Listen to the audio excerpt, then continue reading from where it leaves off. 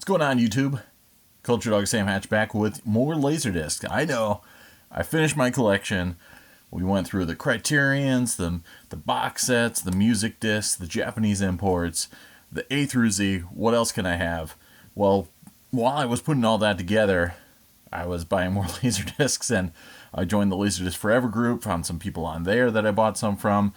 Some friends and family members had kind of given me their collections, and now that they're not really interested in Laserdisc anymore. So it kind of exploded a little bit. The holidays came too, so, you know, what better way to say I love you than with a Christmas gift of Laserdiscs. Alright, these are these first updates I'm going to do kind of double into my Japanese Laserdiscs and my music Laserdiscs, because they're Japanese music Laserdiscs. What? And I'm also going to do Laserdisc Spotlight videos on them very shortly, so if you want to see all the insides and the nitty-gritty, don't worry, it's coming. First up is something I did not know existed until maybe about 6 or 7 months ago. Metallica, A Year and a Half in the Life, Part 1 and 2. If you ever saw this, if you were a fan of Metallica back in the early 90s, in the wake of the Black Album, they came out with 2 documentaries. One, a documentary of the making of the album, and another documentary about the subsequent tour and tours and all the kind of trials and tribulations that followed. This is an amazing set that I had no idea existed, and it looks way cooler out of the wrapper. Trust me, I'll get to showing you all the innards of this sucker, and it's going to be totally worth it. But wicked cool. There are some moments of censoring, like there's some, I think it was Lon Friend from Rip magazine shows up with some pornography, so of course, it being a Japanese release, there's some hazing over the naughty bits there, and of course there's subtitles for the English dialogue that's over the, 4:3 image there. So, what's up next? Some more Metallica. Again, no idea this was on Laserdisc until recently. Cunning Stunts, and this is a very late release. Was this 1999, 2000, 1998 is the release date listed on here. But recorded live in Texas in 1997. I wasn't really a big fan of the Load era of Metallica, but this is actually a really good show. It does have some Load Reload stuff. I think this was recorded right before Reload came out, so there's only a couple tunes off that album. But all the Metallica classics are on there as well, and it's a good Jason Newsted performance. He does a lot of cool, he's got bass solo with some My Friend in Misery action in there, and it's cool stuff. Even though, Kirk Hammett's trying to be Dave Navarro in this era, but I'll get over that. This I actually just got in the mail the other day from Kevin Kobos, who is a wicked cool Japanese dealer from Good Squid, and regularly posts huge piles of Japanese Laserdiscs, and isn't all precious about them like a lot of people are. I mean, obviously he's got something that's worthwhile. He'll won't charge through the roof for it, but he'll ask a reasonable price for it. But a lot of just regular titles that people over here would probably maybe go, oh, it's Japanese, $50. He'll just post for like $10 or so. And also cool, this recent collection he had a lot of titles that the original owner would find booklets or ads for the title and keep it with the Laserdisc. So in the case of this one I got, it came with this cool little James Bond catalog, which I thought was neat. And it's all in Japanese, of course, but it kind of gives you an overview of all the James Bond films that are on Laserdisc at the time. This was in the late 80s, 88. And it accompanied this Laserdisc, Happy Anniversary 007. And yes, this was timed for the 25th anniversary of the series, even though that would have been 1987, and this, I think, technically was released in 1988, pimping the newest James Bond film at the time, The Living Daylights, and the second batch of Laserdisc releases in Japan, I believe. I think these are the evergreen ones, and trying to get you to purchase all the James Bond series that were available on Laserdisc, so it kind of gives you bits and pieces of each film, but it's hosted by Roger Moore and written by Richard Schickel, and directed and produced by Mel Stewart. So it's a real interesting oddity. Some Laserdisc Forever compatriots of mine mentioned that it was released on a VHS in Denmark and probably a bunch of other places, but I had no idea this thing existed until tripping across discs on eBay looking for James Bond stuff and found that. So wicked cool. So that's my updates for Japanese and music releases. The rest of the stuff is just regular domestic goodness. All right. This film I have on a Superbit DVD, which replaced my regular DVD. I still have never picked it up on Blu-ray. And I've been meaning to get it on Laserdisc, but I was warned away from it because it's such a rotter.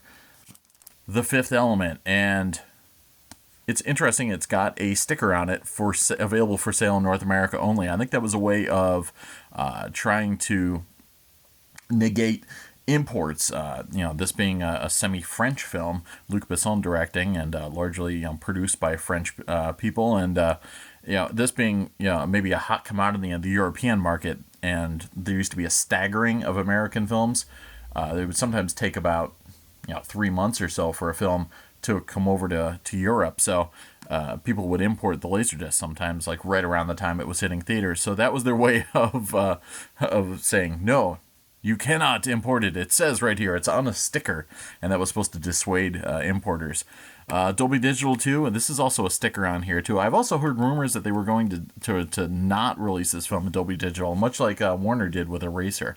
But this is a Super NTSC release, and it is gorgeous. I've watched the DVD countless times. In fact, when I first bought my first RPTV, I would use that to calibrate it. I've seen the opening scene, Malaka, Aziz Light, all that stuff. I've seen that 1,000 times. Every moment of it is ingrained in my memory, so it's certainly easy to compare and contrast. So I fired up this Laserdisc, and it looks just like the DVD. It's amazing. It looks really, really good. The Laser Rod issue, like most Columbia TriStar films, they would use the Sony USA DADC plant. But a lot of times they couldn't handle all of the workload, and other plants would also do pressings. In this case, there are a number of Fifth Element pressings done by Pioneer USA, and they have no rot problems. This has no rot problems. I've actually gotten 2 copies of this film in recent times. I got one for my buddy, but it actually had some glue issues around the edge that actually crept around and got on the disc. It was a Pioneer pressing, and it looked brilliant up until you hit the gluey area, and I was having a hard time getting it off. But Rick from Laserdisc Forever was selling this, and I said, I'm going to pull the trigger on it. And no rot at all. Looks fantastic. Also got this from Rick, film from Tony Scott that I had been meaning to get for a while, just for the fun of it.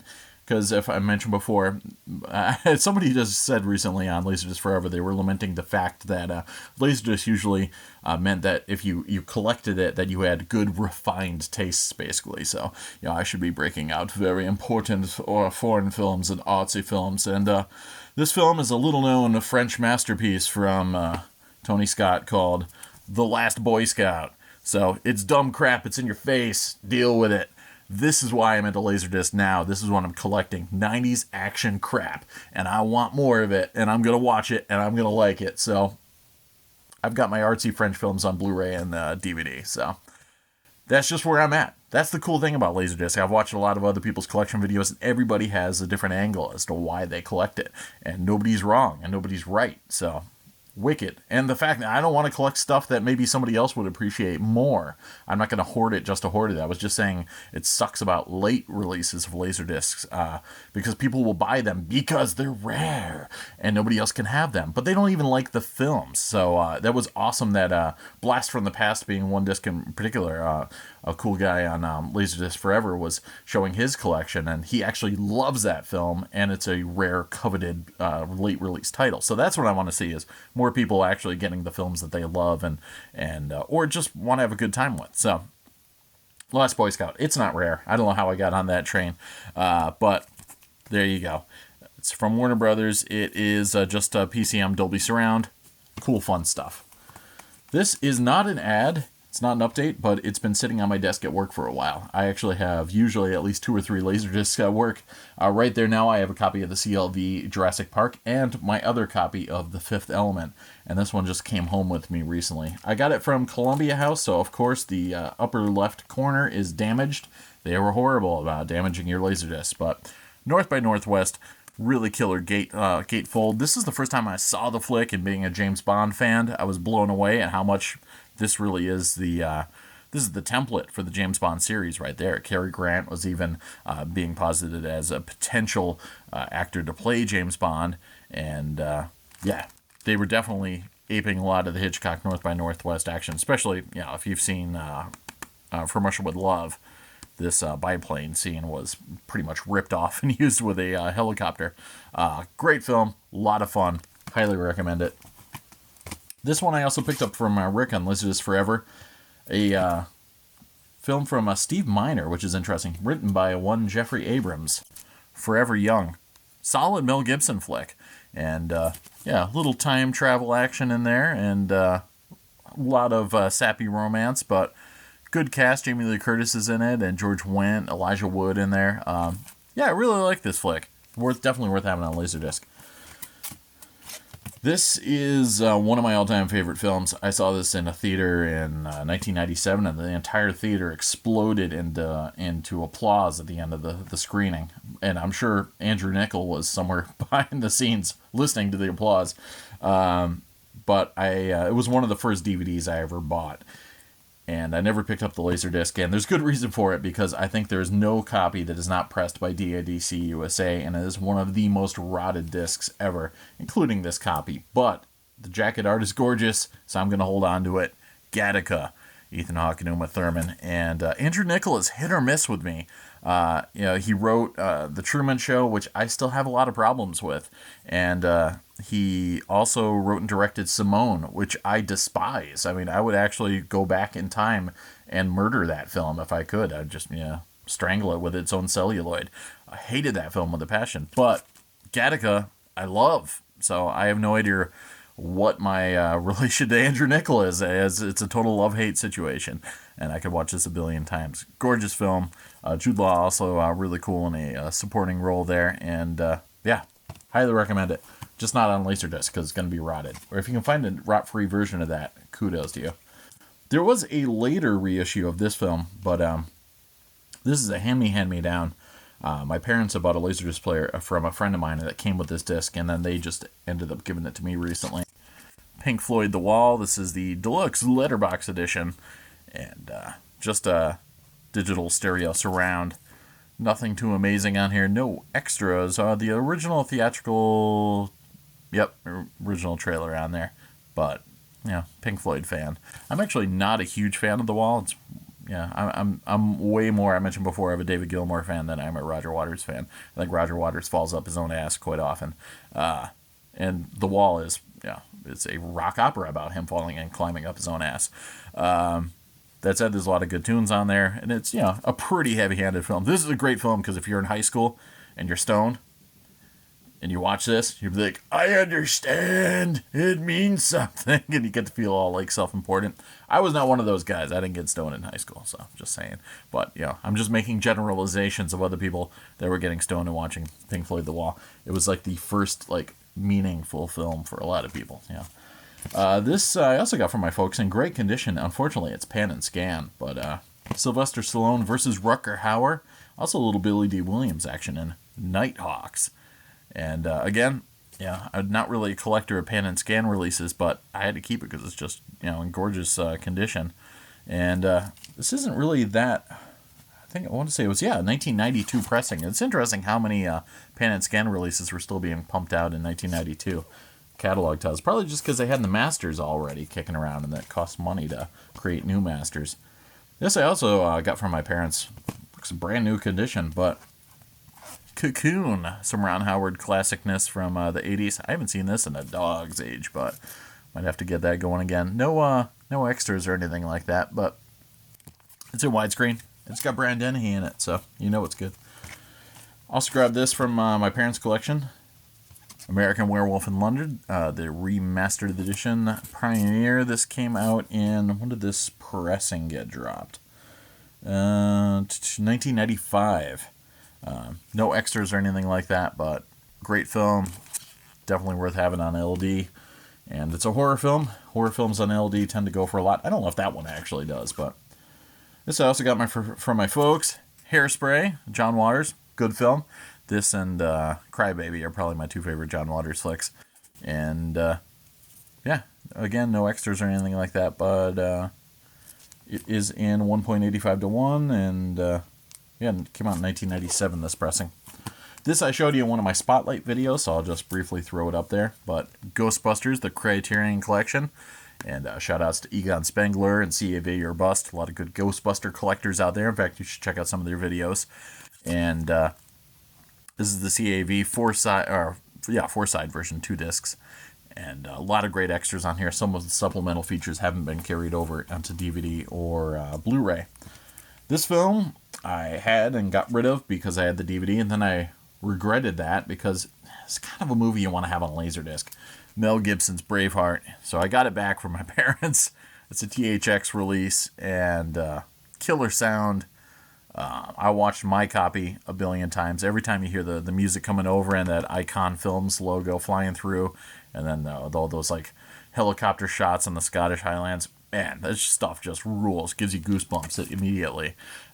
Having seen Passion of the Christ, kind of in retrospect, kind of ruins some of the earlier Mel Gibson stuff. If you watch it again, kind of thinking about modern Mel, it might hamper some of your enjoyment of the film. But don't think about modern Mel. Think about 1995, or was it 96?